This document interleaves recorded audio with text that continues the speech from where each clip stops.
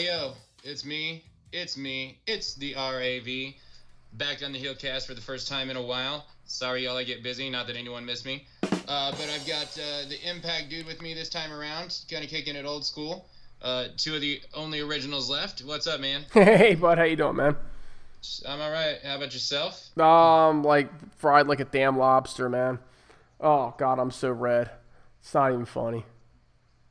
You're, I guess, the Red Lobster. I am the Red Lobster tonight. You might as well just start calling me the Red Lobster. That works. It's another name. But also with us tonight, we were... Oh, never mind. We were supposed to have Kyle. However, Kyle got a little too tipsy at the family barbecue he went to. But don't worry, he picked up a nice young lady from his family party there, and he took her home with him. So, good job, Kyle. Cousin, right? Cousin, wife, cousin, girlfriend, sister, wife, who knows? I mean, I don't know how these things go. Turn the lights off is all that matters. Exactly. So, and just hope you don't get her pregnant. Wear protection, Kyle. Pull out. It's Father's Day. Also, you know what? Check out ImpactAsylum.net, the safe haven for Impact Wrestling fans. Also, by far, the #1 Impact Wrestling site out there. So, if you want some troll-free stuff and actually just want to talk Impact, hit up ImpactAsylum.net. It's where the show started from. Also, you can check out HeelCast member FK9. Straight Shooting is always on ImpactAsylum.net. What's up to FK9? Also feel free to check out other Impact podcasts. So like Wrestling Perspective with Dennis Farrell and Petey Williams, who we'll be talking about later on tonight. Andre Corbeil, my buddy BQ at the Impact Lounge, but I believe they're taking a break for a little bit. Hey, party people, what's going on? And then the HeelCast family. I mean, we got Larkin with his S&M show. Not only does he do pop culture, but of course he reviews wrestling on there as well. Robert does wrestling Robert with us. And I also want to give a big shout out to Kyle and Chef at Impact Heads. So they are doing a lot of stuff right now. So they've been reviewing Impact. They're going to have a Lucha Underground show. I think Curls is doing video game reviews. There's like so much shit that Heads is doing. There's a WCW show that they've got on there. I mean, they're doing so much stuff with Heads. It's very impressive. We're a big HeelCast family here. And I want anyone that listens to this show, that enjoys this show, to definitely subscribe to the Heads Network. It's awesome what they're doing, and you'll probably hear quite a few of us on there at times too. Yeah, let me tell you something. Mad props to Kyle. Kyle's been taking some classes, editing classes, and really looking to kick off a career, right, in multimedia. And the work that he's doing over there, the quality of production is going through the roof. I cannot say enough of how proud I am of the work that he's doing. Heads Network. Yeah, absolutely, man. I mean, Kyle's been tearing it up. We should probably change the title of the live stream. But yeah, man, Kyle's been awesome, been tearing it up. And it's just phenomenal effort. And thank you, Kyle, for what you do. Kyle's probably going to be editing this show as far as a lot of others. Dude just spend money. But we'll head into the news here. HeelCast News. HeelCast News. HeelCast News. So we've got Eli Drake has re-signed, or not re-signed, but he's signed a contract extension through the end of July. Have you heard about this? Yeah, I heard a lot about this, and honest to God, I feel, Raven Effect, as though this is a bit of a non-story, and I'm going to tell you why. I don't believe this has anything to do with other wrestling promotions. I feel like it has to do with Eli Drake and other options outside of wrestling. Eli Drake is an entertainer. Eli Drake would like to be an actor, and I feel like this is Impact versus Hollywood, not Impact versus WWE or New Japan or Ring of Honor or anything else. Let's face it, his style doesn't work over in New Japan. It doesn't work in Ring of Honor either. He's not a guy that's going to go into Lucha Underground either, okay? He's a guy who is tailor-made for either Impact or WWE. So if he had an offer from WWE that he wanted to take, he would have already taken it. He wouldn't be looking for more time. So I see this as him trying to figure out what projects might be available to him. And then I ultimately see him signing a deal. And he might do a couple more extensions before he does anything. But I see him signing a deal. I see him staying with Impact Wrestling. But I see him as more of a part-time guy. You know, he'll probably do some TV tapings. But he might not do, you know, some of the additional shows that they do. The one-night onlys, you know, and some of the Twitch specials. He'll be there, but he won't necessarily be there every single day. Yeah, I got the vibe from the article that I read, which he did say Impact's been great to him, and that they're paying him well despite what rumors here, which that's awesome to hear. But man, I don't know what kind of acting gigs he's going to be offered, considering he's not like a full-time actor, hasn't proved a lot.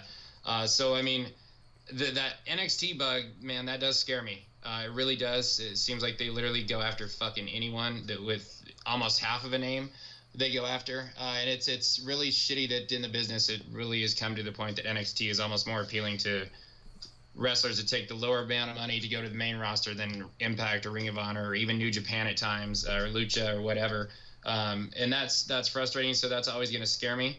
I will say this: I've been very happy with the Don Callis and Scott D'Amore era, and Anthem, you know, like Anthem's kind of been a savior, but one thing does frustrate me is it seems like they feel almost anyone on the roster is replaceable, and that's not true, and that's something that I really hope that they realize. And honestly, I feel if you're going to build this company around anyone, it's the franchise guy is Eli Drake. I mean, I'd say him, Aries, Rosemary, Moose, LAX.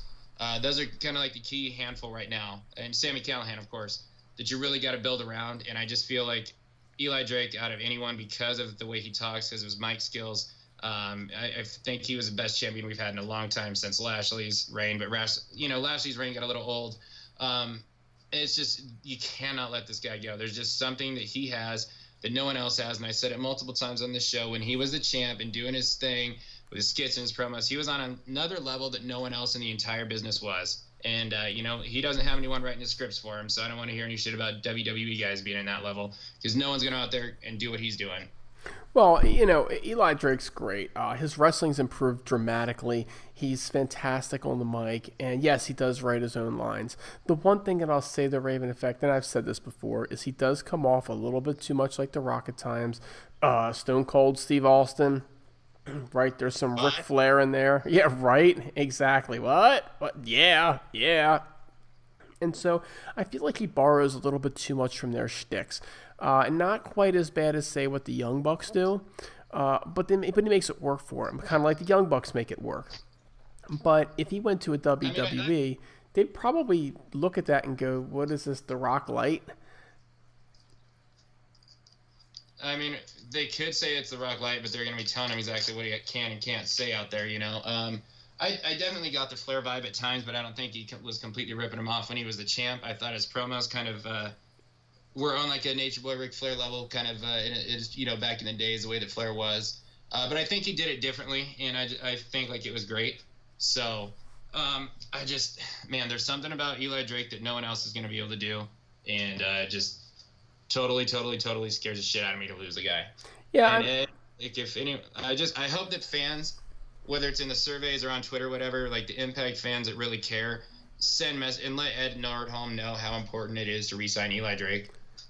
Well, and I think that this is where they can do it, but they've got to do it in a way that makes sense for the business. They can't overpay, and I think by giving him the flexibility that he wants, and by sticking with him in these times where he just wants a short extension to figure out what's going on, I think that they can make that happen. But ultimately, what I want to see them do is I want to see them take care of the business first, right, and make sure that the bottom line of the business is healthy so that we have a show every week, right? And I don't want to see the production quality of the show drop because all of a sudden they're paying Eli Drake a ton of money and they got to cut production. So on one hand, yeah, I like to see him stay, of course. On the other hand, they can only afford to pay the guy so much because people don't come to see Eli Drake, not yet.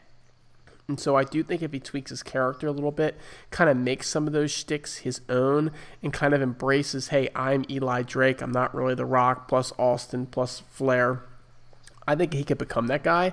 But ultimately, Raven Effect, I think it's that flexibility that's going to make all the difference in the world to him. Yeah, I do too, and that's what I hope it ends up happening. I really pray that this gets done. There were posters that weren't advertising him on the Slammiversary thing, which really sucked. But obviously we know he'll be there because he'll be there through July 31st. So that's Slammiversary and then the tapings. So we'll see what happens. Obviously, it's not going to be too far away. Time flies by anymore. But Also, time flying.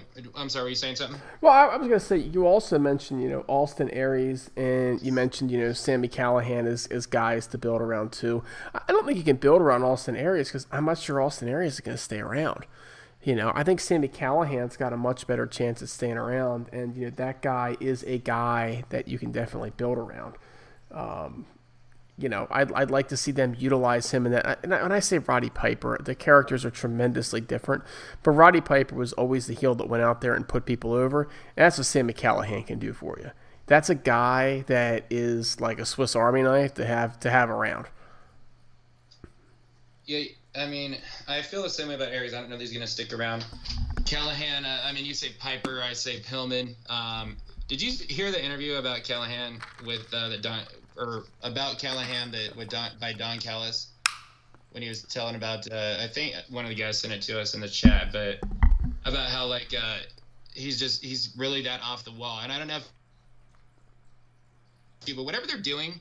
Really, it's working because I'm confused. Part of me thinks he's like Brian Pillman, and he's actually a legit fucking nut job that's working the entire business, and no one really knows what to expect. And it's not, an angle. It's just the guy's kind of got that screw loose. But I mean, who knows? Who really does know? But if you haven't checked out that interview, I would someone try and find it because it's awesome. It's very, very, very enlightening there. Yeah, and Don Callis has said a lot of things that are staying in character when it comes to Sami Callihan.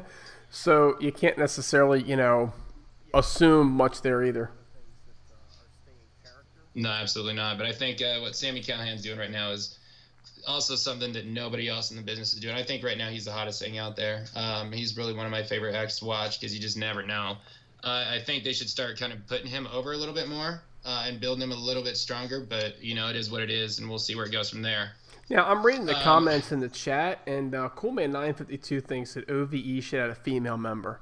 Now, obviously there are some names that come up pretty quick in that. Do you think if they need... Yeah, right? Yeah, right? I mean, that one's straight off the bat, and I also think that the other fellows, their wives are wrestlers too, right? Dave and Jake Chris, at least one of their wrestlers, their wives is a wrestler, I believe. I'm not sure. What would you think about, and I don't know, maybe I'm just opening Pandora's box here, Raven Effect, but about Jessica Havoc coming in and being a female member of OVE? Well, that's a tough one, obviously. I mean, talent and all that, I didn't mind her when she was in Impact, former champion and all. Of course, the stigma is the comment she's made in the past over Twitter, which lost her WWE NXT tryout or contract or whatever it was going to be. It's do you want to bring that in? Because obviously that's going to be dug up. How are some other people in the locker room going to, be accepting towards her? I mean, So that's my hang up too, right? I'm not going to lie. I've said it on the air many times. I have a personal hang up there for those same reasons, right? What do you tell Kiera Hogan, right? Or maybe they were best friends behind the scenes for all we know. Or what do you tell these people? But Kiera Hogan she have to work with, right? And is Kiera Hogan going to trust her? Bottom line is, let's assume that they go out to the talent. The talent's like, we don't give a shit, okay? We could care less. And if a talent says that, then I think the rest of us kind of have to fall in line. Okay, because they're the ones that have to trust her in the ring, right? How do you feel about having that particular type of character in OVE, right? So let's assume we can get past our personal hangups. I got the same one. What do you think about that? I'd be all for it if we got past that. If it got smoothed out. I mean, shit. It hasn't worked out well for Roseanne so far, but. Assuming it worked out for Jessica Havoc, I'd be for it, I guess, if we could get past it.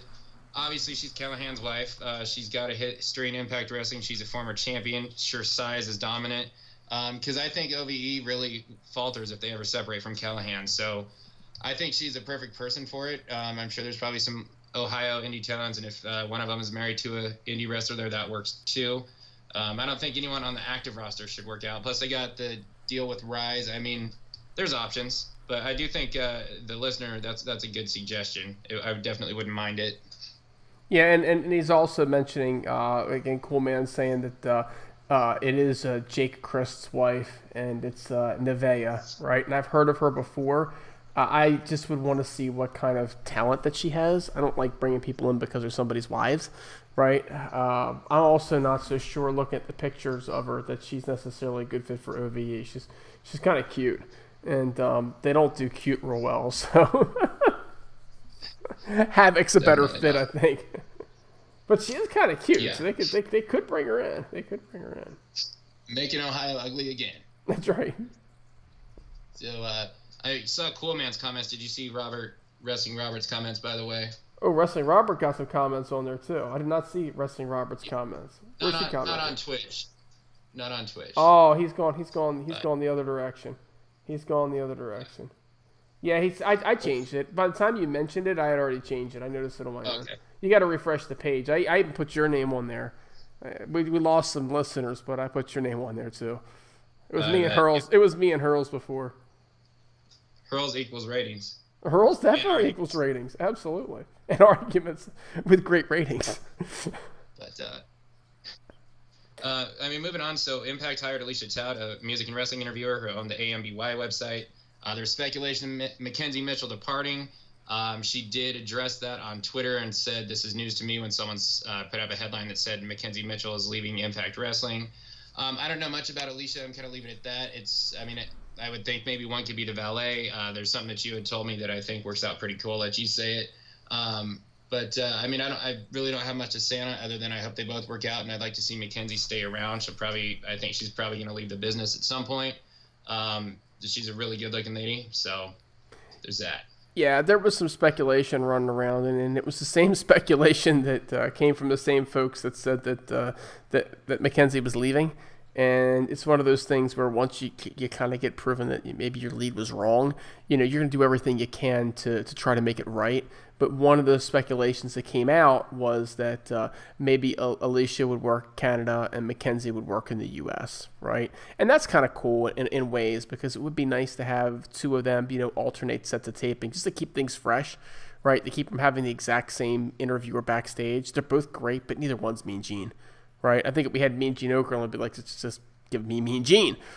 So no, I think that would be a great way to utilize both the talents. And let's face it, I love me some Mackenzie and I love me some Alicia. So I think that's win for us, the fans.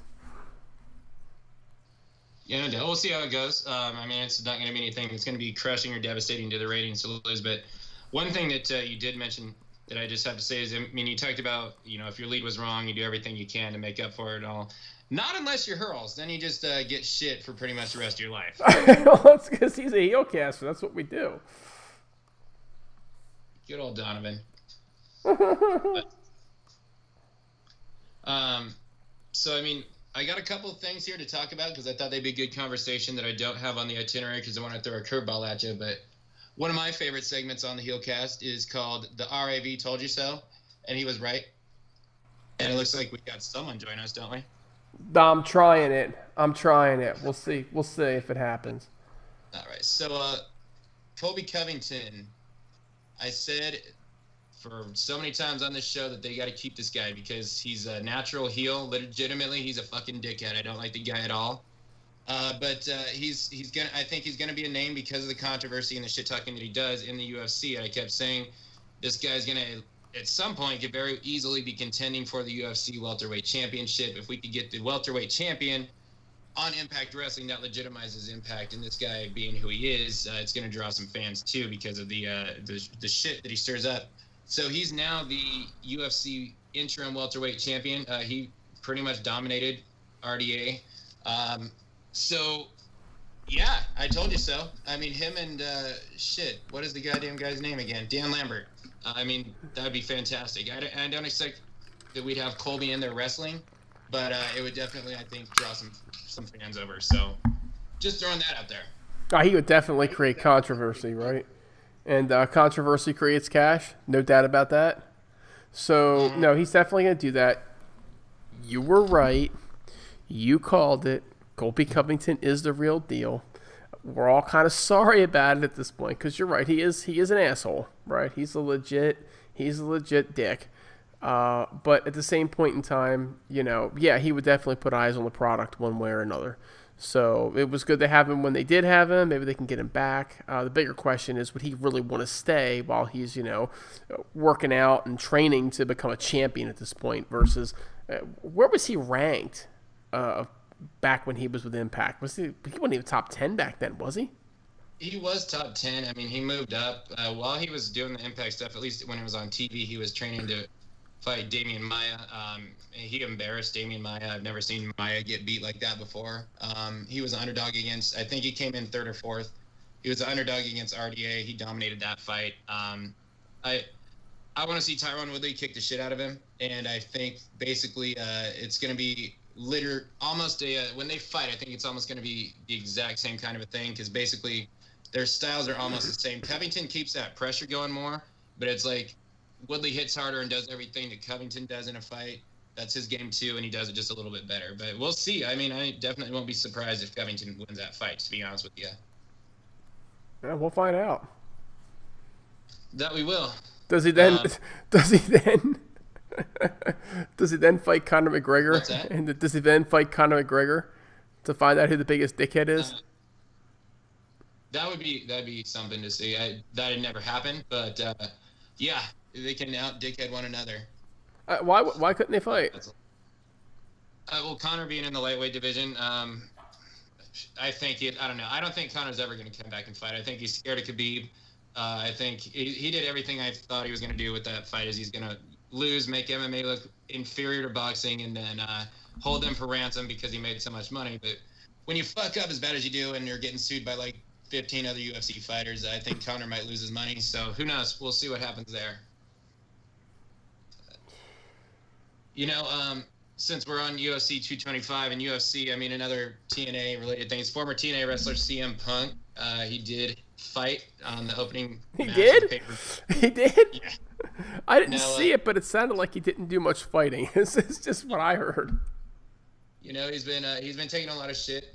Chef had quite the review on him, and I'm hoping Kyle actually ends up putting that in the show. But you know what, man? I want to say this. People are shitting on CM Punk and saying it was the worst fight ever, on and on and on and on and on. I don't think it was as bad as Akimbo Slice and Dada 5000. I did watch it, and I thought I did think CM Punk won the first round. So did Joe Rogan live on the broadcast. But he was gassed after 5 minutes, and it was pretty bad to watch. And, as round 2 and 3 goes on, it's like, shit, he really, this is bad. This is a shitty fight to watch. But everyone's shitting on this guy. I want to say this, like, it takes a lot to go in there and do that.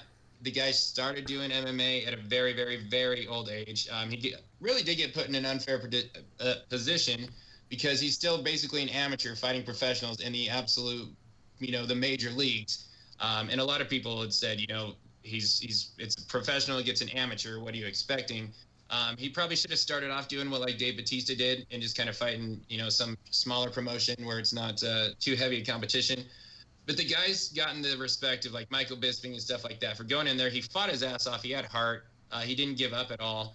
And it's kind of frustrating to me to see everyone shit on CM Punk and, make a joke out of him and, talk this and that because I couldn't see anyone else doing it. And honestly, CM Punk would kick your asses. I'm not even going to fuck around. CM Punk would beat your ass because they're not going to, he's still got all that training. He's working with one of the absolute top premier organizations in the entire world. I thought the guy was going to win, to be honest. And this is the other part. I did think he was going to win. Going into it and watching it, I absolutely wouldn't think he would now. But, his WWE court battle ended the week of his fight. And I think that had to probably be a distraction. Maybe that's why his cardio was so bad. Who knows how much time that was taking away. And I'm making no excuses at all. But I think that the guy should be a hero, to be honest, for what he's doing because, it sucks. He exposed the WWE. Unfortunately, it took way too long for anyone to give a shit now. But it got proved he actually was telling the truth and wasn't defaming his character on that doctor there. But I don't know if you had anything you want to chime in. But yeah, and it comes down to the cardio. How long has the guy been training for this fight? Yeah, I know, right? And he has no cardio. So look, if he goes out and he gets caught and he gets knocked on his ass in like 7 seconds, right? Well, that happens to the best of them, right? Unfortunately. That's how Conor McGregor won his first belt, right? that kind of shit can happen. If he goes in, the guy takes him down, and he's just a better jiu-jitsu guy, and he gets choked out pretty quick. Again, people, they train their entire fucking lives for that Raven effect, right? You lost. Yeah. But when it's cardio's the issue, and you're getting compared to Kimbo Slice versus Dada 5000, Dada 5000 almost died in the ring that night. Okay, he almost died in that cage, and he was freaking almost dead. And what was it, like 2 months later? Kimbo Slice actually did die.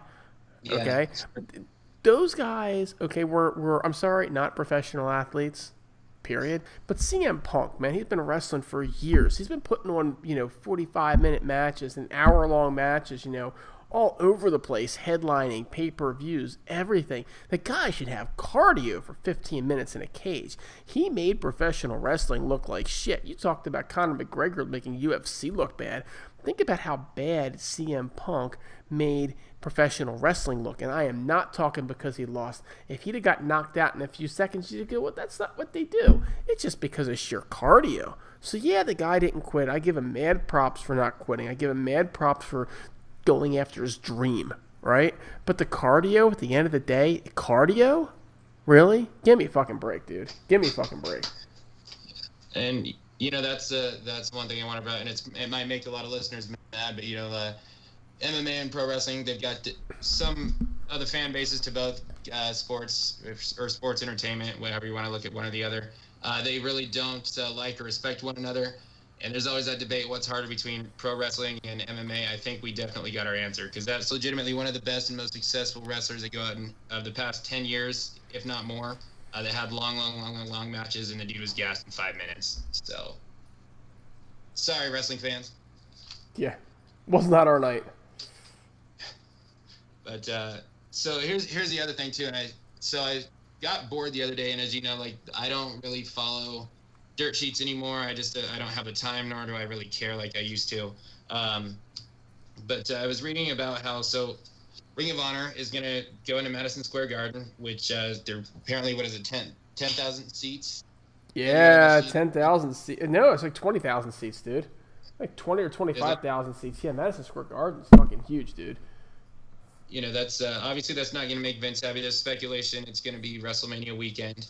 And then, so there's that, and, Vince getting upset at that. So, as I worked my way into this, so there's also something going on where it's some E2 or some shit, I don't know what it is, but basically it's going to be the Bullet Club. So Kenny Omega and the Young Bucks are taking on the WWE's New Day in a 6-man tag. Did you hear about that? No, I have not heard. I haven't heard about the card yet. Just that they were going to do it. Yeah, so I don't know, and I don't know that this is necessarily like a wrestling show, and I'm surprised it's happened, but the first comment that I saw underneath there after I scrolled down here, or actually, you know what, let me get more into it.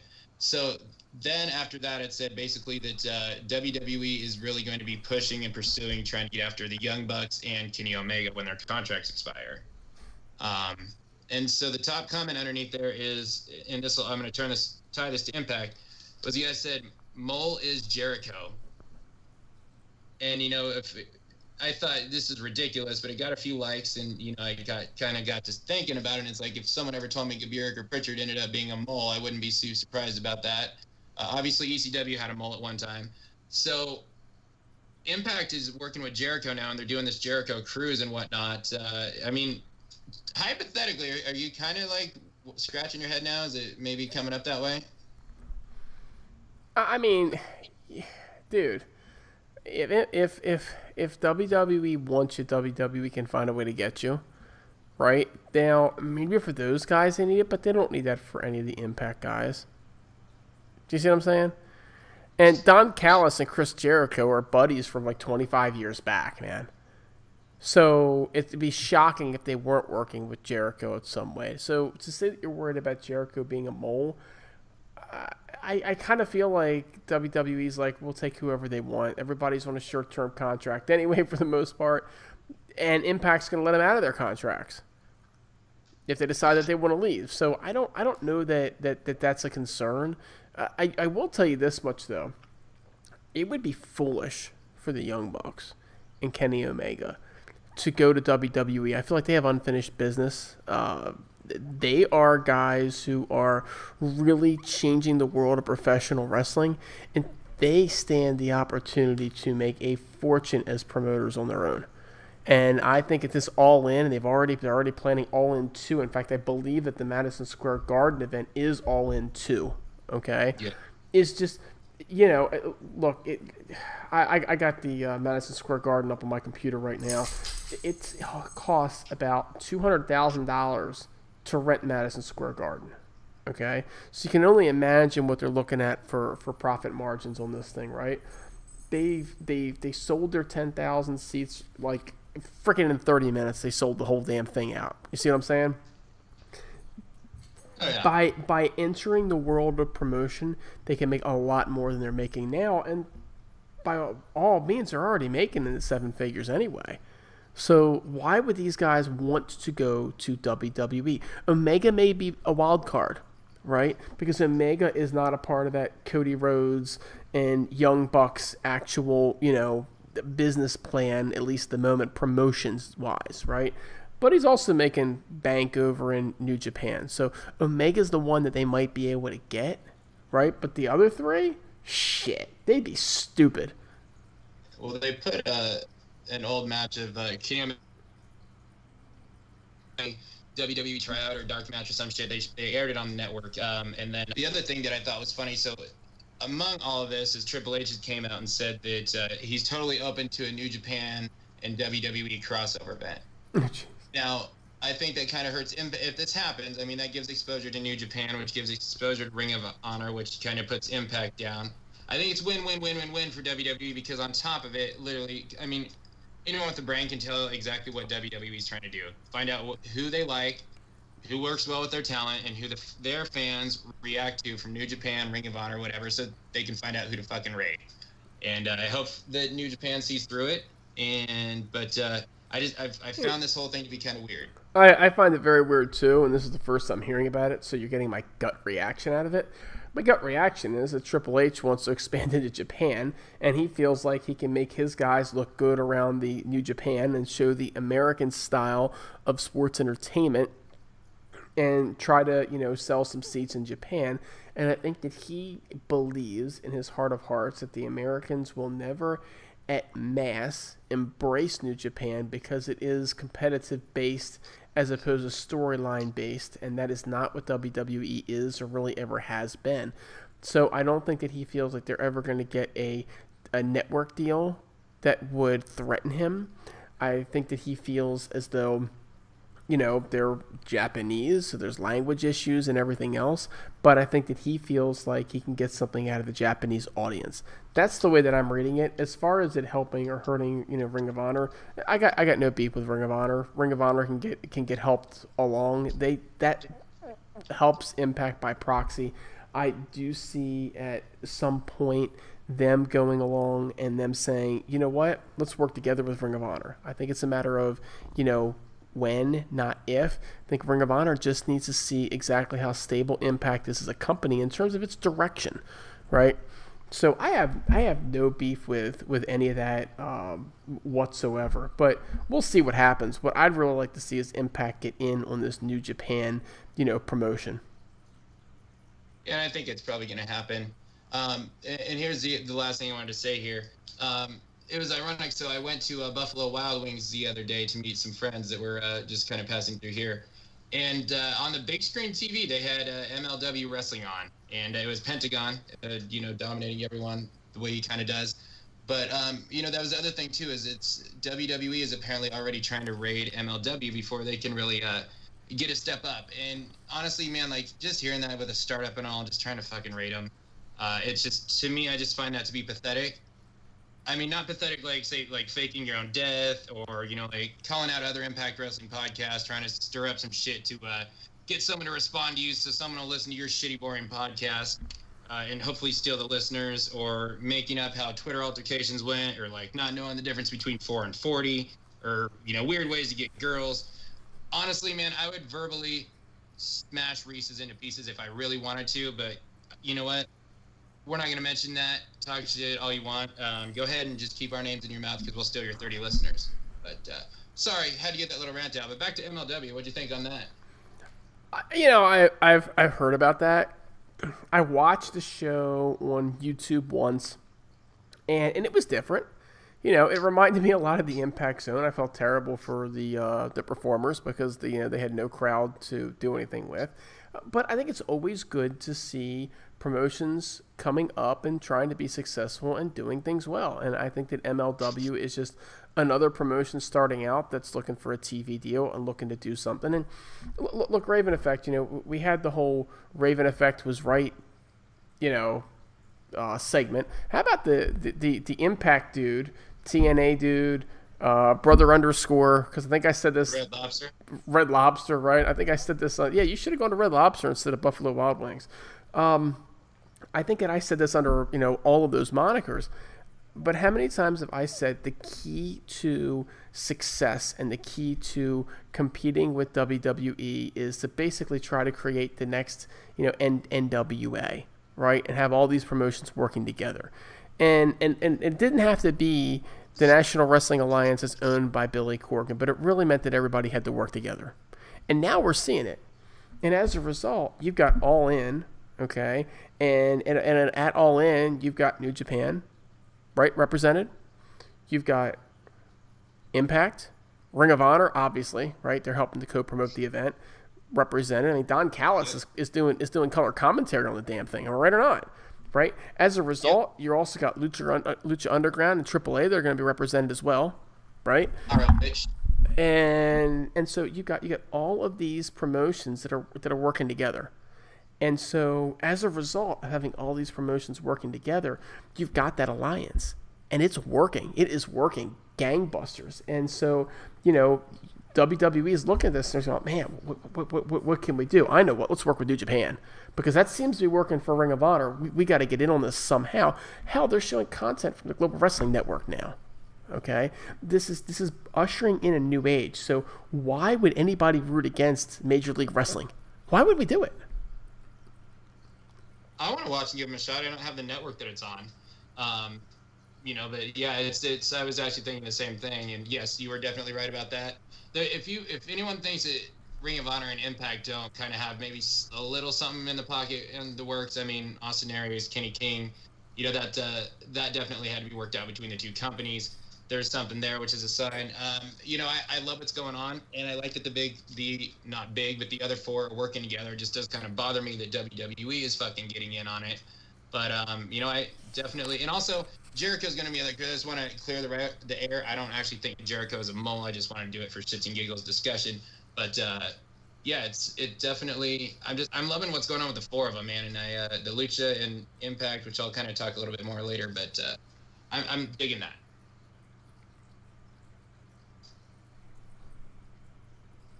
You still there? I'm still here, man. I'm still here. I'm waiting for the transition. We got a show to do, man. All right, man. We hopping into Impact? Why not? All right. So, yeah, there was an episode of Impact this week. Kind of a big one. But we definitely saw some character turns, a reveal of some sorts. Found out he's going to Slammiversary and so on and so on. So, unfortunately, the show started with Grado. Lucky for us, Eddie Edwards attacked him with the kendo stick, and we didn't have to deal with much of him. Eddie gets on the mic and says he was going to end Sammy last week, but Dreamer stopped him, which led to Tommy Dreamer coming out and said he stopped him from making the biggest mistake of his life. And Eddie had talked about Eddie had talked about how he hadn't talked to his wife, Alicia, for a week. Suggested even something might be going on with her and Dreamer. She came out too, didn't she? Yeah. Yeah. And so, it ended with Eddie pushing Dreamer down, cracking him with the kendo stick over the head. This Eddie Edwards heel turn is definitely in full effect. Do you think Tommy Dreamer is the right person to be doing this with right now? Well, I mean, I'm not a huge Tommy Dreamer guy, man. I never was a huge Tommy Dreamer guy. I think that he's just, god-awful on the mic. I think he's slow in the ring. I think all he's good at doing is hitting people over the head with kendo sticks and garbage cans, right? But that having been said, he's a legend, and he's a guy that'll put you over. And he's a good guy, right? I mean, you talk about the good guys in professional wrestling. Tommy Dreamer's one of them, right? So he's not a guy that you root against. It's just that you asked me, is Tommy Dreamer the guy? Raven, in fact, I'm going to say no pretty much every time because he's not my guy. But here's what I got. If we're going to talk Eddie Edwards and we're going to talk Alicia Edwards, we got to talk Alicia Edwards, man. Is she not hot as hell? She is. She's a very cute girl, and I really think that they should incorporate her more, especially as a wrestler as well. I think we're just kind of leaving it as a mishap with her, so I'm glad she's back on TV. So why is it that our HeelCast brethren, right? And I'm calling you out, Chef. Oh God, why in the world would anybody call out Chef? That was my first mistake. Chef, I'm not calling you out, buddy. You know I love you like a brother. But why does Chef not think that she's attractive? Why does he think that she's dog ugly? I mean, his exact words for her are dog ugly. Yeah, I don't get it at all. I think she's a very attractive girl. Very cute. Good job, Eddie. Eddie Edwards did good for himself. He did great for himself. I mean, Eddie Edwards is a good-looking guy, too. But, I mean, I'm looking at a picture of Alicia online right now. And, you know, I mean, I probably wouldn't talk to her throughout the week either. You know what I mean? But not for that reason. I'm just saying, somebody needs to send that picture to Chef because I don't know what he's missing. Oh, man. All right, anyway, I digress. We had to pull that out on the HeelCast. That conversation went on far too long the other day. Yeah, it really did. You know, as far as Dreamer, man, like, I'm an ECW guy. I love Tommy Dreamer. It seems like Tommy Dreamer is the one wrestler in the world that can literally go work for every single promotion one day and just be cool with it. But obviously, he's past his prime. He's not the old school innovator of violence anymore. But, man, I mean, I feel, because it was like him and Moose were involved, and I feel like Eddie Edwards and Moose would be much better right now for that, because considering Tommy is not full-time, he's way past his prime and whatnot. But, you know, Tommy Dreamer gets a fucking reaction. He really does every time he goes out there. So, I mean, maybe it is going to end up being the right thing, but who knows? We'll see how this leads. I'm really fucking enjoying the Eddie Edwards heel turn, though. I never thought that Eddie Edwards had this in him at all, but it's definitely worked. And this thing with him and Callahan, it just turned just friggin' perfect. Eddie Edwards has a character now. Do you know what I'm saying? He's never had a character. Eddie Edwards has always been a great guy who wears his Boston Celtics socks for good luck. Okay, and everybody loves Eddie Edwards. But my complaint about Eddie Edwards was always that he needed to get that damn smile off of his face. Like, even when he's getting beat up, he's smiling. Even when he's supposed to be a heel, he's smiling. Nah, dude. Wipe that fucking smile off your face. Well, Sami Callihan wiped the goddamn smile off his face, and that Eddie Edwards is flipping on fire, my friend. It definitely has. And you're right. You've been saying that for a while. But I mean, I'm talking even back to Ring of Honor. I don't think I've seen Eddie Edwards with this character, and I've been blown away by it. So, bravo. I mean, Tommy Dreamer did quit Impact Wrestling on screen the next segment. It's pro wrestling. I'm going to doubt that actually happens. I don't know about if you want to talk this or just move on, but I'm assuming you probably feel the same way I do. I feel like that this is building into a feud, so it kind of ends the feud pretty prematurely with Tommy Dreamer quits Impact Wrestling. Where does Eddie Edwards go? Does he go after Grado again? And by the way, why all the hate for Grado? What did Grado ever do to anybody? And I know you hate Grado. Did you just ask me why I hate Grado? I don't hate Grado. I did. I strongly dislike Grado and don't want to see him on TV. It's goofy. He's just, it's fucking annoying. He's not funny. I can't buy him beating anyone. I feel like if anyone loses to the guy, it's just kind of a step down, like a huge step down in their career, and it's just a joke. You know, I don't mind comedy in wrestling. I think Bobby Heenan was fantastic and hilarious as a commentator at times, but you actually have to legitimately be funny. Eric Young was legitimately funny. Grado is not. And I don't know why they're wasting Winter, Waters, Katarina, whatever with him, but yeah, it is what it is. Well, I mean, he is insanely over in the UK. Insanely over in the UK. And he's insanely over in the Impact Zone. The Impact Zone likes him, and they like Rosemary. And for some reason, I agree with you. They like Tommy Dreamer, too. But, you know, they don't I know you're gonna shoot me for saying this, man. I'm going to take a whole lot of heat for saying this, but I got to say it anyway. The Impact Zone gets a much better reaction out of Grado than they do Eli Drake. They do. They go louder for Grado than they do Eli Drake, man. So and Scott Steiner. And Austin Aries, maybe. I don't get it.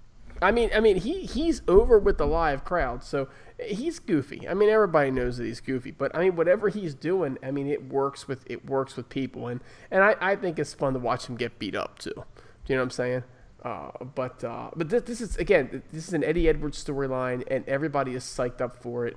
I know Sami Callihan had a lot to do with the last one, but let's see if Eddie Edwards can just keep this momentum going, right? Because if he can just keep this going, he is the Swiss Army knife of Impact Wrestling. The guy can put on a great match in any style with anybody at any time, right?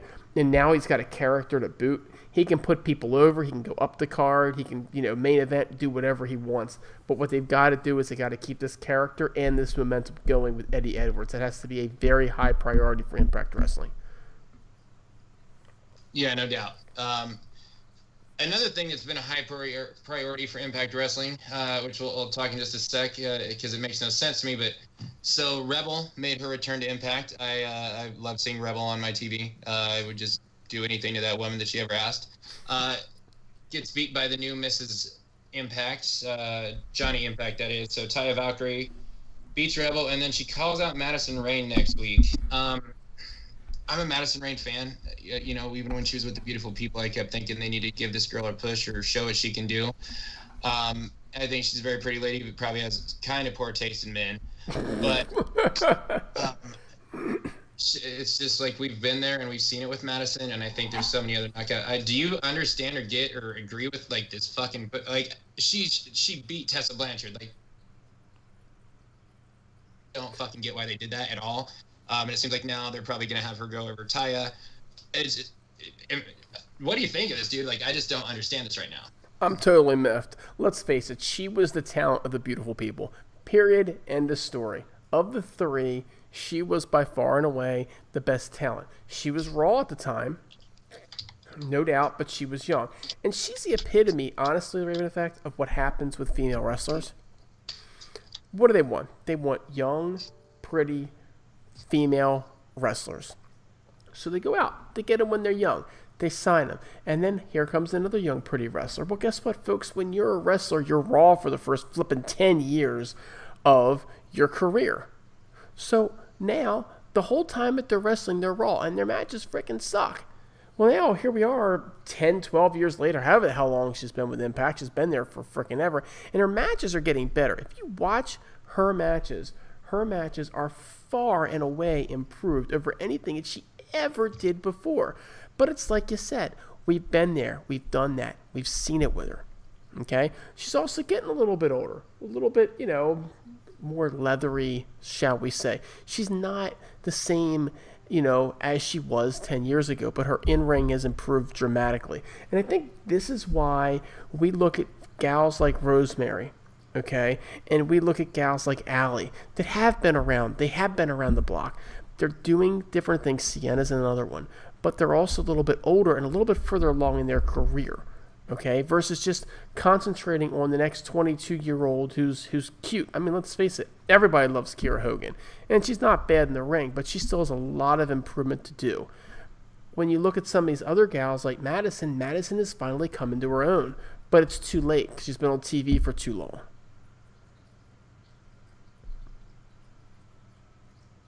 No, I agree 100%. I know she went and worked for Ring of Honor for a little bit, did a couple stints there. I don't know if this has something to do with Josh Matthews, that they're giving her the push or whatnot. I agree with everything you said. I really don't know what to say from there. It's just, I feel like with the knockouts on hand, of all people to give Tessa Blanchard her first loss and very, very quickly into her career, really, Madison? It's just, there's Rosemary, there's Allie, Kiera Hogan even pushed her up. It's just Madison Rayne. And let's face it, Raven Effect. Let's face it. I just said it takes about 10 years to become, a truly proficient professional wrestler, right? Hulk Hogan wore a freaking mask for like 7 years. And that's freaking Hulk Hogan doing that, right? They did it to protect himself.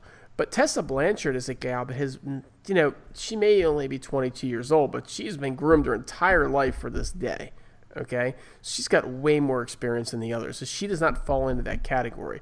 Her taking a loss like that, man, they should have built her up better. They built her like the hugest thing to come to the Knockouts division ever, and then they job her out real quick to Madison. Has she lost once or twice to Madison? I believe it was once. I believe it was just the once. They all kind of run together after a while, to be honest with you. Hurls would know. They do. Hurls would know how long it took and how she lost.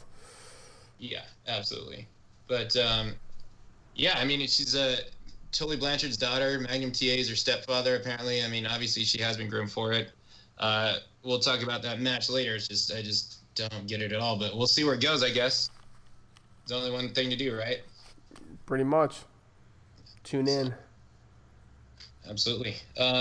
So then the next thing, Cult of Lee gets the victory over KM and Fallah Bahh. Now at the end, so yeah, they raked Fallah Bahh's eyes, and then he picked up KM, who is massively bigger than fucking Caleb Conley is. Hit that Samoan drop, and then Conley steals a pin. And then so at the end, KM says he's done coaching Fallah Bahh, pushes him down. Which I swear to God, man. So like I know people are really into Fallah Bahh and they're loving this skit and him and KM together and all. I fucking can't stand it. I'm so irritated. I can't stand Fallah Bahh. It's so annoying. I just Bahh. I'm so done with seeing it. I really am. I want to see something different out of it. Put him up there with Rosemary and Grado with the reaction of the crowd. Dude is insanely over every time he comes out. Insanely over. He's right up there with the other ones. He wakes up the Impact Zone. In fact, I think I even see Chef in the crowd going, bah, bah, bah.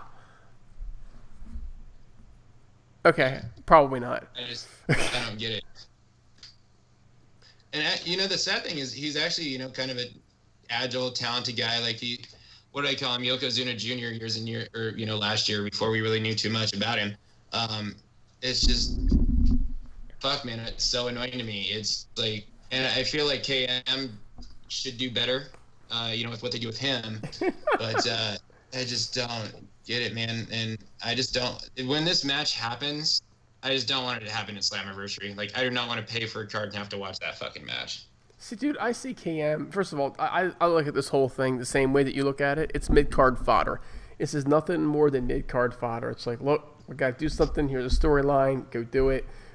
Come up with something. Do your best with it. Make it your own. Okay?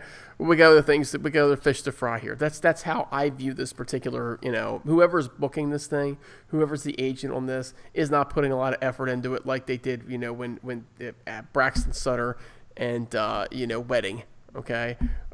They're not putting the effort into it. But I look at it completely opposite. I look at it as Fallah Bahh can do better than KM. KM comes off as so generic, and Fallah Bahh has such a character and is so over with the crowd, and I feel like KM is just trying to feed off of Fallah Bahh's energy. Okay? It's funny, he's making it funny, but we're not seeing any kind of character work or anything out of KM. And I don't know whether KM is phenomenal in the ring or not, because it doesn't really show much. So I look at it as Fallah Bahh deserves better, right? And I know Fallah Bahh's a big guy and Congo Kong's a big guy, but wouldn't they make a hell of a tag team? I paired them up together in my fantasy thing at Impact. Right? Those guys could be pushed to the moon as a tag team. Super heavyweights. Okay? And then they could with them. Put who with them? Jimmy Jacobs could be there with them too. Exactly. Have all three of them together. But the bottom line is that Fallah Bahh is over, and they need to not change that.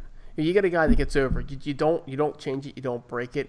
They need to give him a push, actually. But they can't make him the world champion, right? That'd just be a little bit too bizarre. But they definitely need to keep that guy on my TV. I mean, look, I think he's talented for a guy his size, absolutely. I'm all for lower mid-card feuds, too. I think KM can be funny at times, and, some of the stuff has been a little bit humorous, but it's annoyed the shit out of me. But, I'd like to see KM get a fucking serious role. The dude's like, 6'10".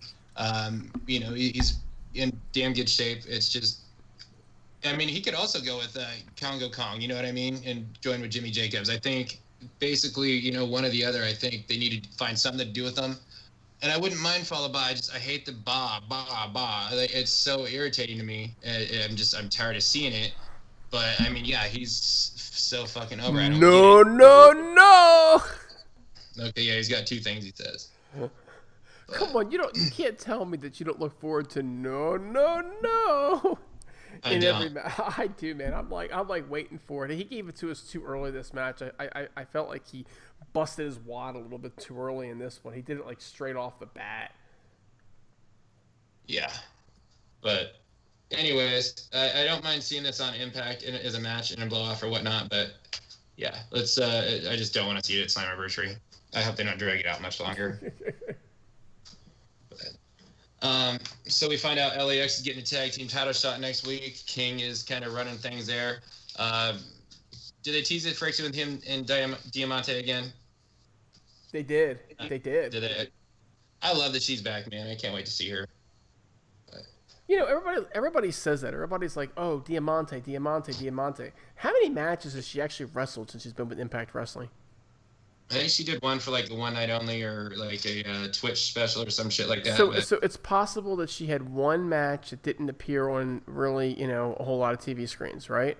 So don't get me wrong, the girl could be like the greatest thing since sliced bread, and we wouldn't know. So why are people like Diamante? She's so great. She's so great. She's so great. Like, how the hell do you know? Don't they have to show her? Like watching her dive in with the men before she got injured and stuff, and just going out there. Some of the high risk stuff she was doing, and just it's LAX overall, man. Like LAX is the shit. Everyone is fucking LAX. You know what I mean? Everyone loves LAX. And I think it's another knockout. It's young, fresh, and I feel like she's got like the really, really badass gangsta vibe to her. And I want to see it portrays out. Maybe she's not the greatest thing. I've never seen her wrestle one single character wise, and just the stuff that I've seen, the little tiny bit, it's like, dude, I can't wait to see this. And it's been over a year. It's been over a year and a half now since when we haven't seen her wrestle. So it bothers me that they keep bringing more and more new knockouts in and not using her. Like they know something that we don't know, right? I'd like to see her wrestle just to see her wrestle, but all the people that go crazy about Diamante being back, she was never there to begin with. So she's just kind of getting there, right? So I say give her a shot. Why not give the gal a shot? But I'll tell you, talk about going after the men, and I'm probably going a little too far with this one. You probably want to save it for later. But Eva Lee's, right? That chick wrestled for the Lucha Underground Championship. I think it was season 2, first episode, something like that. Season 3, first episode. It was the first episode of one of their seasons. She wrestled the freaking men for the championship, and she freaking shined. Eva Lee's in LAX be freaking amazing, dude. They could put them both in there for all I care. I want Eva Lise in Impact. I wanted her since she wrestled Lady Tapa. Right? She's one of the ones that I've really just, been wanting to come to Impact. And since this Lucha Underground thing is going, it's like, that's one of the names at the very top of my list that I want to see come in. Well, and she wants to come in. It's Impact that hasn't reached out to her. Yeah, which I don't understand. I can understand why they're not reaching out to Sexy Star, but Eva Lee's, it's like, what the heck are you freaking kidding me? The chick legitimately goes with the dudes. How in the world? You know what it could be, that they're afraid she's going to outshine the rest of the division so much. It would be like she would be so freaking phenomenal, and they would have Rosemary to go against her, and that would be like it. I mean, she you know what I'm saying? Yeah, it'd be awesome. I feel like her and Diamante would be a feud right off the bat too that would work. What about her and Tessa Blanchard now? I think Tessa Blanchard is I mean, that girl's a legitimate star, I see Eva Lee's kind of more of a heel anymore, although, like, when you watch Tough Enough, if you saw it, she was complete, baby face, but she's just been kind of like natural heel, and I think it's working for her. So, I don't know. Eva I mean, Lee's no sense for in talking Impact. about it since it's not coming to Impact. But, Right. Tell me about it. So speaking of not coming to Impact, so they had the number 1 contender match for the world title at Slammiversary, held at the House of Hardcore match, where Moose defeated Eli Drake to become the number 1 contender. So it's Moose versus Austin Aries at Slammiversary. I'll take that main event. I just wasn't very impressed with the match, and I think it was. I mean, I guess it's good in its own right that, like, you can go to an indie show like that has Impact Wrestling on the roster, or the Impact Stars, and it actually means something relevant to TV. But I hated that they didn't do it live, and I just didn't think the match was very good. Thank you for saying that, because I feel like so many people think that because it's Moose and because it's Eli Drake that we have to say it was a great match. It really didn't do a whole lot for me. It was almost a bit of a snooze fest. It was a match that I just never got into from the beginning. And let's face it, the House of Hardcore production is light years above some of the other partners that they've, televised from, right? I like the way that they did it. I like the fact that they didn't do it in the Impact Zone, kind of keep you guessing as to what might happen, right?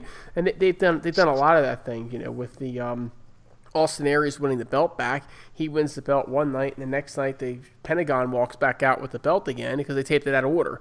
And people are wondering, did something happen backstage? Did it not happen? No, they just taped it out of order to keep you guessing. So I like that side of it. But the match itself was just kind of like, it wasn't as bad as the WrestlePro stuff. I mean, the WrestlePro stuff, Raven Effect, was hideous bad. But it just didn't go over. And I just don't know why. I don't know whether it was because it seemed odd the way Josh and Don were talking over it because it wasn't in the Impact Zone that made it feel like it was taped and kind of out of the ordinary, or whether it was the fact that they talked about it right before the match happened as though the match hadn't already happened when darn well it wasn't taped with Impact, so they can't pretend like they're not that they commentate as Impact is going on, because we all know it's taped afterwards, but they can't pretend like it's done in line either. You know what I'm saying? The whole thing just felt off to me. Yeah, me too. It seemed like a snooze fest, to be honest. And Moose and Eli Drake have had a better match. When Eli Drake beat him for that briefcase, and I feel like Moose is the guy on the roster. Him and Eddie are the two guys that can go out and have a great match with anyone. There's nothing more that I can say that you haven't said already. It's just, I look forward to Moose versus Austin Aries because I feel that's two guys that'll have a good match with anyone. And I can't believe I actually didn't think of Austin Aries when I said that. So that's three guys that I think will go out and have a good match with anyone. And I think the match at Slammiversary will probably be really, really good. I hope so. I want the best for Moose. Moose is he's a great guy. He's a phenomenal athlete. I'm not sure I want him to go over at Slammiversary just yet. I think I want to see him get built up just a little bit better. You know what I'm saying? Before he actually takes the ball and rolls with it. I think I'd rather see it happen maybe at Bound for Glory. So him losing might not be the worst thing that could happen to him. But I definitely like them getting the belt on Moose before the end of the year for darn sure. Yeah, I think everyone's kind of... I know on the show we pretty much all said by the time 2018 is over with, Moose should be champ. I was kind of thinking Bound for Glory too, but it's like, I'll take it now. I think there's a 0% chance Moose loses at Slammiversary. So we'll get that Moose era soon. And that's the other guy you talk about being over with the Impact crowd. As long as you do something, the Impact crowd fucking gets behind you. It's like Count always brings up, but... My kids actually get into his Moose thing. I get into his Moose thing. But my kids like that, They're like, Moose, Moose. Moose, and they do the whole pulling the the horn thing and everything, and it's like I got two little girls that don't watch the flipping show. I don't turn it on until they're getting ready to go to bed anyway, but occasionally they'll walk back downstairs and they don't care any damn thing about Bahh, Bahh, Bahh or any of the rest of them. But when they hear Moose, Moose, Moose for some reason, man, the little whack nuts go straight on at it, man. It's awesome. No doubt. Speaking of awesome, so the show stealer for the most part was Tara Blanchard and Kiera Hogan in no DQ match. I had Kiera Hogan push down the ref and be like, "What are you going to do to disqualify me?" Ended with a good guy. I can't remember what she actually did with planting her face first on the chair, but I think probably the best match of the night kind of seemed to be the show stealer. You agree? Yeah, absolutely. And it just goes to show you that Tessa Blanchard has one heck of a character. And she is a phenomenal all-around talent. I like Kiera Hogan, too. I just think that she's still a little too generic. Do you know what I mean? She comes out and she smiles a lot.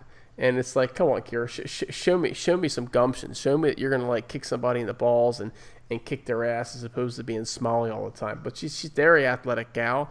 And there's something about Kiera Hogan that you just want to root for. And there's something about Tessa Blanchard that you just want to kill her. You know what I mean? You just want to hate her. The fact that maybe she kind of came after Josh Matthews that one time is kind of why I hate her.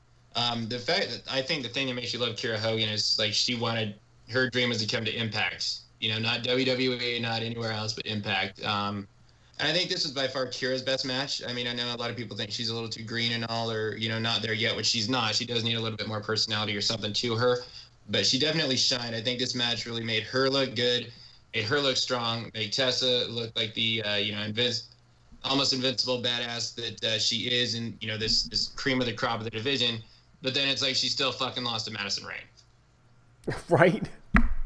It just, that dangles over the head. It's like, how good is this girl when she can't beat fucking Madison Rayne, who, you know, let's face it, the last 2 years or so prior, when Madison would come on, which would be rare when she was doing creative, she was just putting other girls over. I mean, when's the last time you saw Madison win a match prior to her beating Tessa? Well, to be fair, when was the time, and this is where I'm going to give Madison mad props, when was the last time you saw Madison in a match that she didn't book prior to beating Tessa? Because she was booking that division, now Gail is. So Gail's given Madison victories. Madison didn't give Madison any victories. So the fact that she never got victories before, to me, is actually a huge selling point on Madison, that she used herself to put over the division, which is something that Kevin Nash never could have done, dude. So I got no beef with that whatsoever.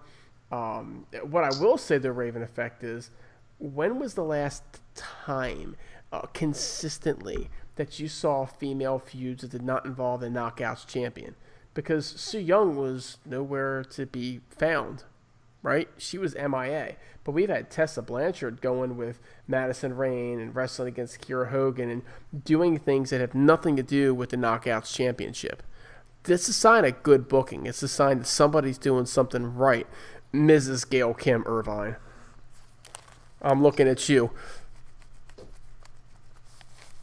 Yeah, I agree. I mean, I like the fact that there's multiple feuds going on. I just wish they do that for the tag team and X Division too. The X Division, it's just fucking, you got all that talent there, and I mean, how many of these Lucha Underground guys fit exactly what the X Division is? And of course, you got the star in Desmond Xavier, but you hardly see him. You know, and that's, unless it's Sydal, there's really not much to the X Division. Obviously, we had a couple, you know, blow-off matches, but I'd like to see more. I think, and the same with tag teams too. You know, it's like, we're getting more of them from the sounds of it, but it's just LAX, and, you know, kind of that's it. LAX is the fucking focus. Z&E, it's cool. It's glad to see them. I'd like to see PD and Sanjay, of course. OVE's there. I guess we had a tag team storyline with Fallah, Bahh and KM, but yeah, I feel like Cult of Lee should have more to do, and so on and so on. So, I mean, I like that they're doing that with the Knockouts, but I'd like to see it happen with other stuff. Yeah, it's a lot to fit on TV at one time. But at least, you know, we are seeing these people you're talking about showing up on our TV on a regular basis. You know, it's not like what you got in the past where you got a certain core group and they were on and they took all the TV time, right? It's not like Ring of Honor where everybody gets a turn, but you know what? You get one freaking 15-minute match a month, right? No promo time, no nothing else, unless you're going to do one of those old AWA style backstage promos, right, with zero production quality that was filmed in the, you know, hotel ballroom right before, you know, the match aired. You're actually getting to see everybody, and everybody has something to do, and that's hard with just 2 hours of programming. So I agree. I like to see a fuller stock of work in the tag division in particular, because they can get more people involved in it, more wrestlers involved in it. But the X division needs a little bit of help as well. And where the hell is Desmond Xavier? I know that he had some issues earlier in the year where he was booked other places, but for God's sakes, put the man on my TV screen. Yeah, absolutely. Yeah, it's way harder to get everyone on TV than we could even imagine. Especially being in charge of that, but, you know, I totally get it. It just kind of sucks. But another guy I really like is Phantasma. So, I mean, earlier in the night, Callahan had said that Eddie was about to lose everything in his life, and he was sending out Jake Chris to take on Phantasma. So you saw Phantasma get the roll-up, and then I believe we had the beatdown after the match, right? And Pentagon came out. Oh, yeah. That was great. So I love Phantasma, man. Like, he's been one of the guys that, since this AAA thing started, which is now kind of more Lucha Underground, that's kind of really won me over. You know, and Pentagon coming out to make the save. I don't know where it's going, you know, because it seems like there's still this Eddie and Callahan thing going down, especially with them saying that earlier in the night. But interesting to see where this goes. I'd like to see more of Phantasma, Callahan, Pentagon. Those are three of the most intriguing people on Impact, I think. They are. And I'm going to tell you this right now. I have heard so much shit about Pentagon, and he's not over, and, you know, he doesn't, his title run was terrible, and they screwed it all up. He's another guy that's over in the Impact Zone. Okay, even Chef likes frickin' Pentagon, right? And when that guy comes out, am I right or not, Raven Effect? And you and I have disagreed on just about everything else in this podcast. Why change it now? But does he not walk out and immediately it's like there's a star on the show? Does he not just have a star quality to him? I kind of feel that way. Ironically, when a little bit later, I actually want to bring this up with a lot of like a decent discussion about Pentagon, but he definitely, you know, according to Chef, he gets a really good pop there in the Impact Zone too. You know, the way Lucha Impact has booked that guy and the stuff that I've seen, he's been like the fucking star, the guy there. You know, and it does come out and he does have that presence about him, you know, and you saw him break Aries' arm. You see him, you know, win that triple at the Lucha Underground versus Impact. You know, Pentagon wins. Redemption, Pentagon wins. You know, he disposes of Eli Drake. I mean, he's got something to him. And his music is just awesome. Oh, and they popped for him when he came out too. That's for sure. I love his music. When that music hits, it's like, God, why can't everybody? Eli Drake's got this twingy twangy type crap, right? Pentagon comes out and it's like, boom, you know, it's awesome music. They need to do that for all the guys. Just pop them. Pentagon has a star quality about him, and they're obviously moving him to begin to feud with Sami Callihan. Probably a great idea, right? Sammy's got to go somewhere. Pentagon needs something to do. They're obviously very familiar with each other from working in Lucha Underground, so that works as well. But this was an opportunity to maybe, instead of using Jake Christ in this role, okay, maybe use another X Division guy. Okay, and then maybe somehow bring OVE down and just start wiping them out and make an attack, a random attack or something like that, because this would have been a great opportunity to get Desmond Xavier on my TV screen. Yep, I can't argue that at all. Quite well taken. I mean, speaking of Desmond Xavier, Brian Cage beat him to get that title shot or X Division title shot, which was our main event of the night. Matt Sydal win via countout because Congo Kong and Jimmy Jacobs came out, threw him into the steps, got the 10 counts, and they're saying that it's Cage's first loss, although for so many years it was like a countout loss doesn't really count as getting pinned or whatnot, and it didn't really count as a loss. But I like the fact that the X Division Championship was the main event, and that's something I've been asking to see quite a bit. It gives the belt more importance, but it just, I guess it kind of dragged it away to me. But the Brian Cage thing, man, like, I just feel like he's crammed too much down our throat, and the dude looks fucking amazing, and he's an awesome wrestler, and I'm so glad he's here, but it's just like, I feel like they're forcing it way too hard. Here's the thing. This is the pain of reading the spoilers. That you knew that this match was going to happen, and you knew how it was going to end, and then they fucking made it the main event. When you had Moose and Eli Drake. Now, I know we'd already talked about it, and that match sucked too, right?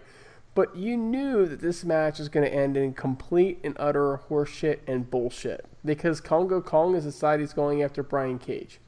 Why is Congo Kong going after Brian Cage? And why is Brian Cage losing by a countout? I know. A countout is not a loss in most people's worlds. Now, I do realize that it's going to kill me this week because I also have Jake Christ on my fantasy team, and they both lost. Okay, but so Curls is going to say it's a loss, but Raven Effect. When was the last time anybody actually got counted out? Okay, it was short of Austin Aries and Pentagon. They did that.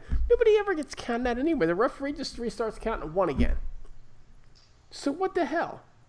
Right? This match made zero sense to me. It didn't help Matt Sydal. It didn't help Brian Cage. It didn't help freaking anybody. It didn't help Congo Kong. It didn't help Jimmy Jacobs. This match was a cluster fuck. And that's a shame because I love me Matt Sydal. I love me Brian Cage. Everybody knows how much I love Congo Kong. Just one of the coolest guys I've ever got to meet. It was a great interview and everything else. I love Jimmy Jacobs. I've been watching Jimmy Jacobs for freaking the last 10 years. The people involved, they all deserve better. All of them. Yeah, I mean, I agree. It's like, why go out there? And I also feel, like they're making Congo Kong the monster Impact and stuff, but he doesn't ever really go over against anyone big, other than Abyss, I guess. Like, do you really expect Congo Kong's going to beat Brian Cage? He got beat by Moose. I can't imagine he's going to beat Cage. I feel like they either need to do Congo Kong in a tag team and have Jacobs manage him, or like have this guy start fucking beating some, bigger names. But I don't really get where they're going with it, but I guess we'll find out. I do know where they're going with it, but I guess we'll find out. I like the fact that they're utilizing him, right? I like the fact that they're giving him important things to do, right? He's done some main events. He's obviously broken up a main event. So I like that. But if you're going to do that, like you said, Raven Effect, make him actually be a monster that somebody's afraid of instead of always wind up doing a damn job. Make it be so that, when Pentagon walks out there looking like the star, he might actually be a little bit afraid of Congo Kong because Congo Kong's twice his fucking size and a freaking beast. Right? Instead, it's like, everybody else beats Congo Kong. Why can't I beat Congo Kong? And it doesn't matter if you're Brian Cage or whether you're freaking, Austin Aries or who the hell you are. You could be friggin' Jake Chris and you're Phantasma and you're not going to be afraid of him. So yeah, if you're going to make this guy your damn monster, make him a monster somebody's friggin' afraid of. I mean, he's not going to beat Johnny Impact when Impact comes back. Probably at Slammiversary. No. Yeah. No. Yeah. I mean, it's obviously the thing that has to happen. Kong put Johnny Impact out. Obviously, that's got to be the match he comes back to. There's no way he's going over Johnny. But, so, I mean, the one thing that was cool is we got to see the who's been putting the red X and laying everyone else out. I was thinking it was going to be the Desi Hit Squad, which I wasn't too fond of, but it made the most sense. I think Kyle was the one that put that notion out there, and I thought, all right, yeah, that makes sense. But, so, we see PD standing over Fallah Bahh. So thankfully he took out Fallah Bahh. Sanjay confronts him. They have the cop take PD away, and then the cop attacks PD. And it turns out to be Killer Cross. I've seen him one time on the GFW anthology. He got beat by Bobby Roode. But, unfortunately it looks like PD Williams will probably be his first victim. But it's cool to see the attacker. I think it came off pretty decently. It was a nice way to end the show. What do you think about it? Yeah, it did really help to alleviate some of the pain of the main event, right? Because I was just so down on that damn main event, it wasn't even funny. So yeah, that was pretty cool. The fact that they they brought him on. Unfortunately, I didn't get to watch it live that night because I was out. I had watched it, a day or two later, and as it turns out, I had already, read on Asylum. So I'm sitting there the entire time, and I probably would have realized the security guard was the guy anyway because I'm not stupid. But I was just like, oh, and there you have it. So it was cool. And, Chef had some comments for it, and Chef's like, oh, yeah, of course he's great because he's with Impact Wrestling, and they're doing something with him. But let's see where they take this. Are they going to continue to have him take people out in the back, or is he just going to get in the ring and start jobbing people? Do you see what I'm saying? Already, I think he's over. I don't think that they're going to start. I think they're going to book him pretty hard, to be honest with you. I mean, I hope so. And then where does he fit in the card? Because right now, you got Austin Aries is being booked pretty hard, right? You've got, you've obviously got Brian Cage that's being booked pretty hard. They're obviously building up Moose to be something special, right? And while I don't think that he should win at Slammiversary, I think he's probably more likely than not to win. So he's getting booked hard. You've got a lot of people out there that are getting some pretty big pushes. Does he get a Cage-like push? Where does he fit in? In that upper echelon of Impact Wrestling, or does he become another mid-carder that just looks strong all the time? Yeah, I don't know. I agree with you there too. And to answer your question, then I forgot. I can't tell you the last time I remember the count happening, but I love the fact that they did it, and I love the fact that it's back. I miss old school 80s wrestling the way they used to do it, 80s, early 90s. I think that makes it more fresh. But yeah, who knows where it's gonna go? I think he'll probably take out Petey Williams first, and Sanjay, then maybe some of the people he's taken out before. But I mean, shit, man, he's taking out some heels too, so it's hard to tell. But I just think yeah, I actually knew what happened before I actually watched the show, and I feel like I would have, figured out he was the top two. But yeah, I just think it got him over to start. It's just a matter of how they're gonna do it. Yeah, and that's the thing is I want to see how they follow this up and how they work this in with everything else they have going on in Impact Wrestling right now. How they're going to build this guy up. Are they just going to have a whole bunch of like unbeatable guys that are, going to just start jobbing to each other, and we're going to be like, hey, wait a minute, I thought this guy was something special. Yeah, absolutely. Time will tell, but that wrapped up Impact. I feel that segment and probably Kiera, Hogan, and Tessa saved the show, to be honest with you. And the Eddie thing at the start. But look, I want to do something different before we close the show out, and I kind of talk to you about what we were going to do, and you know what's coming. So, look, Lucha Underground Season 4, Episode 1 premiered this past Wednesday on the El Rey Network. And, we've got the Lucha Underground and Impact Wrestling relationship going down. Now, I said after the Lucha show versus Impact, I said, you know what, I'm going to give these guys a chance. I watched about half the first season of Lucha Underground and a couple of the second season. It was not for me. I've never badmouthed the wrestling, but I decided because I'm a fan of some of the guys already and gals that I'm going to give this a shot. So for the heck of it, I'm going to go ahead and I'm going to kind of give you a recap and go over Lucha Underground. And if there's any Lucha Underground fans out there that are only listening to this show because of Lucha Underground, look, we're giving Lucha a second chance here, and this is a good partnership, and I hope that you guys give Impact Wrestling a second chance too, because some of the wrestling fans I've encountered over Twitter when I was like actually on Twitter and gave a shit were the Lucha fans were kind of some of the meaner ones, and but you know what? It's all like there's some vicious motherfuckers out there, man. It's just like, yo, you watch like this terrible weird soap opera, but I enjoyed the show. I really did you just talk to our Lucha Underground listeners and say to give us a chance, give Impact a chance, and then just turn around and call them a bunch of mean motherfuckers? Is that what you just did? Same some breath? Of them were. I mean, some of them were. Damn, you're going full HeelCast on this one, buddy. I mean, we're bending the bridge and repairing the relationship. And blowing the fucking bridge back up again. It's what I do. But, so, all right, man. So, I mean, and thankfully, because I don't know too much about what's going on, this is about the fucking easiest show to ever review. But, so it shows off, like, the storylines from last season, the most important things. Dario Cueto, the guy that's kind of, like, been in charge of the temple or whatever. So he got killed, and they do have they have an open casket for him, and then some guy with a gun, this weird-looking guy named Antonio, turns out is his dad, but he comes over, and it's supposed to be, he's taken over now, and they say something like they can't go back to the temple that they wrestle in because of the gangsters who shot Dario, but he said he's going to move the building to...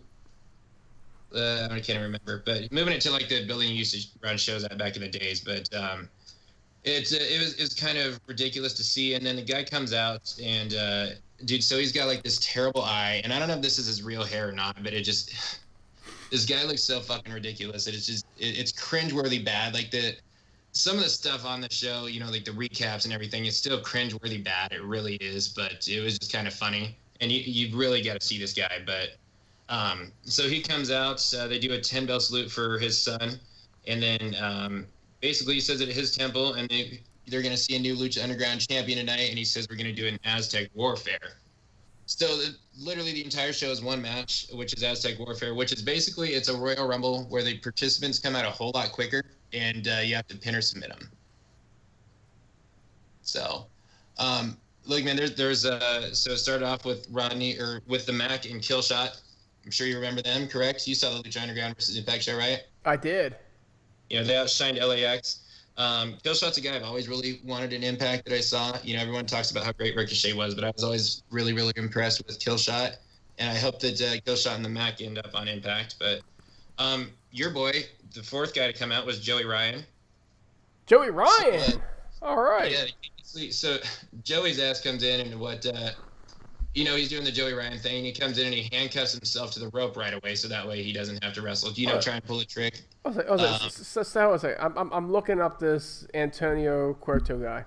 Okay, are we talking about? And there's some dude with some hair that's like, what the fuck is this? Are we talking about like a Mexican hippie, thick beard, dark glasses? Like the worst. Oh, you gotta see him without the glasses because he has like the worst fake guy you'll ever see. Okay, I don't see the fake guy. I see Vampiro. He's got some pretty ugly face himself, but dude, that's just like messed up shit. I hope they paid him like a lot of money to dress like that. Yeah. And then we have the debut of Mr. Spectacular. I think you know who that is. Yes, I do. Oh, I see the eye now. I see the eye. So Jesse's just going by Mr. Spectacular. I mean, I don't know too much about what they're going to do with him. The next guy to come out was Pentagon, only they don't call him Pentagon Jr., they call him Pentagon Dark. So he's the champ. So what I want to say, man, is this guy comes out and, like, fucking pins pretty much everyone. And then he, like, clears the ring out, and then Joey Ryan unhooks the fucking handcuffs, and he runs and he hits Pentagon from behind. And basically Pentagon just turns around, picks him up, one-shots and pins him. And then, he pins off Mr. Spectacular. Basically, like, the way that they booked this guy, and I remember this from when I was watching at the start, like, he's this fucking murderer, killer, like, the most indestructible thing out there. And I feel like Impact is kind of missing, like, showing the way that he's booked in Lucha Underground. And obviously, like, Lucha is so fucking wacky and out there with their storylines, but, like, this dude is just such a killer. And in this match, and I'll talk more about it, it's like he just fucking destroys everyone and quick too. I mean, just like one shot and done. And I feel like maybe with Impact they're missing a big thing that they could be doing with this guy because obviously they invest highly in him. I guess it's kind of good in its own right because this guy just barges through the Lucha Underground roster, but it's like you can't come and do that in Impact. But I mean, yeah, it's better that he doesn't go over quite as well, right? Yeah. But so Tommy Dreamer came out too, and this was Tommy freaking Dreamer. Yeah, and that's what I was saying. He kind of goes everywhere. And so Tommy came, and this was like innovator of violence, Tommy. Like, he got a huge reaction from the crowd there. He came in weapons blazing, but was tearing it up. There was a time where Pentagon leaped over the top rope to try and splash on Tommy. I don't even know what the fuck to call that. But Tommy just cracked him on the way down with a kendo stick. It was pretty rough. But, Pentagon he turns around, his finishing move in Impact or whatnot, not the arm break, but he broke, I think this Vinny Massaro guy, if I remember, he broke the arm of this dude, it's this fat Italian guy, and he comes out and he has a fucking pizza delivered to him. Or no, he didn't, I don't know, he didn't break his arm, but he gave him his finishing move on the pizza. Pentagon Dark. Okay. And then, yeah. What kind of pizza was it? Was it cheese or was it like pepperoni? Yeah, of course it's pepperoni. Pepperoni. All right, that's good. I mean, at least they sprung for the topping. Supermax Hernandez was out. What? Pentagon, what? Yeah, and Pentagon just destroyed Hernandez real quick. Okay, good. And then Johnny Mundo, a.k.a. Johnny Impact, comes out, and that dude is fucking over as it gets. The heel stuff that he's doing, I want to see. There was some guy named Ricky Mundo who basically, like, they said he changed his last name to Mundo. Basically the extreme lackey of Johnny Mundo on there, so I don't know too much about it. Are they, like, related? Not supposed to be related. It's like he wants to be Johnny, apparently, is the thing I'm getting. And that's why I was hoping we'd have, like, Curls or Larkin on the show so I could get more information. Yeah, you said you're stuck with me. Yeah, and then Phoenix came out, so who we're used to. Jeremiah Crane, a.k.a. Sammy Callahan, was there. Chavo, some guy named King Cuerna, who was a big deal there, and then the Marty the Moth Martinez guy. So Pentagon broke one dude's arm like he did Aries at Redemption, and then at the end, when it was him and the last guy in there, he broke the arm again. And just basically, man, they just booked this guy like the fucking killer that he is. So it ends with the show saying that Antonio's saying next week Pentagon's going to defend his belt against Matanza Cueto. I can't remember if that's that Jeff Cobb guy or not, but the fans pop for it. I have no idea who he is. Yeah. Yeah. That King Honestly, Cuerno guy, though, we don't know anything about him, do we? I think he's booked. Dude, feel that's like he's freaking one of their Phantasma, man. King Is Cuerno's Phantasma. I No thought you were shit. screwing with everybody when you said that. Yeah, King Cuerno doubles down as Phantasma. Oh, because someone told me he went by Phantasma on Lucha Underground. No, he goes by King He was Cuerno. Now I understand why he was so over. Dude, I don't even have El Rey. I wish I had El Rey. I need to get El Rey. I might just start buying the damn series on Amazon episode by episode to get it. But you know what? Like, I actually enjoyed the show. I really did. I'm excited to see what happens next week, and continue to give them a chance. Maybe we'll hear some more Lucha Underground stuff on the HeelCast. Who knows? We'll see how that goes over. But I did enjoy it. It was really entertaining, and we'll see where it goes from there. Awesome. And look, folks, let us know what you think about Lucha Underground, and including a recap on the HeelCast, right? We can take it, we can include it in their main HeelCast, we can break it out and do a 5-minute segment on it, but let us know what you want. Do you want to hear this every week or not? My guess is with wrestling, it's the more the merrier, right, Raven Effect? I mean, absolutely. And you'll have people like Larkin and Hurls on here who fucking who've been watching all of Lucha Underground. So it won't be such a butchered recap of it with someone who doesn't really know what they're talking about too much like I am, but it can improve. It's the HeelCast, definitely can improve. Yeah, you can always improve. No, I think you did great for your first episode, and I've been able to watch some of it on Netflix. Some of the older seasons, but really with me, I need to get El Rey.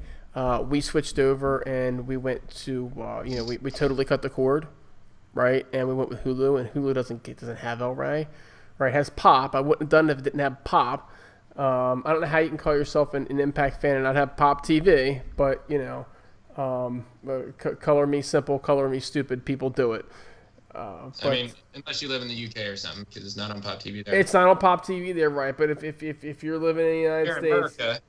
If you're in America, you may not have Pop TV, but I need to figure out a way to get El Rey, and it might just be that I got to go and I got to get the episodes, on Amazon, because Amazon will site you get episode by episode, and it's not that much. It's only a couple bucks, a week type of a thing. So it's like getting an extra channel for like $10-15 a month, whatever the heck it works out to be. Not really the end of the world, but for some great action, what the heck, you know what I'm saying?